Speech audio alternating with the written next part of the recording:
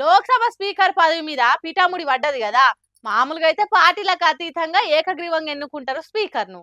కానీ బీజేపీలు పెట్టిన తొండి వల్ల ఇండియా కూటముల తరపున కూడా స్పీకర్ పదవికి పోటీలో దిగుతుండ్రు. లోక్సభ స్పీకర్ పదవి మీద మళ్ళా పంచాది పుట్టింది అధికార విపక్షాల నడుమ. లోక్సభ ఎన్డీఏ పక్షానికే మెజారిటీ ఉన్నది. వాళ్ళే స్పీకర్ పదవికి నామినేషన్ వేసిండ్రు. అందరు కలిసి పాత స్పీకర్ ఓం బిర్లా సార్నే మళ్ళా స్పీకర్ గా పెడతామని డిసైడ్ అయ్యారు. దాన్ని విపక్షాలకు చెప్తే వాళ్ళు కూడా సరే అన్నారు. కాకుంటే మాకు డిప్యూటీ స్పీకర్ పదవి ఇయ్యుర్రి, మేం స్పీకర్ కు మద్దతు ఇస్తామని చెప్పిర్రు. ఆగో ఆడనే బీజేపీ తొండి చేస్తుర్రు.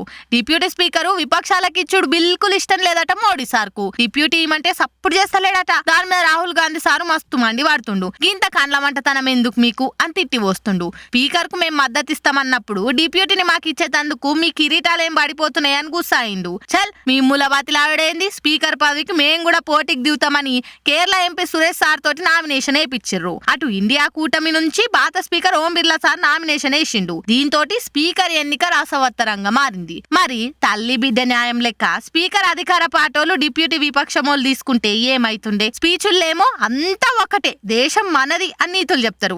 ఇప్పుడేమో గిట్లా చేస్తారు. గిదేం రీతి అని అంటుర్రు బీజేపీల తీరు చూసినోళ్ళు.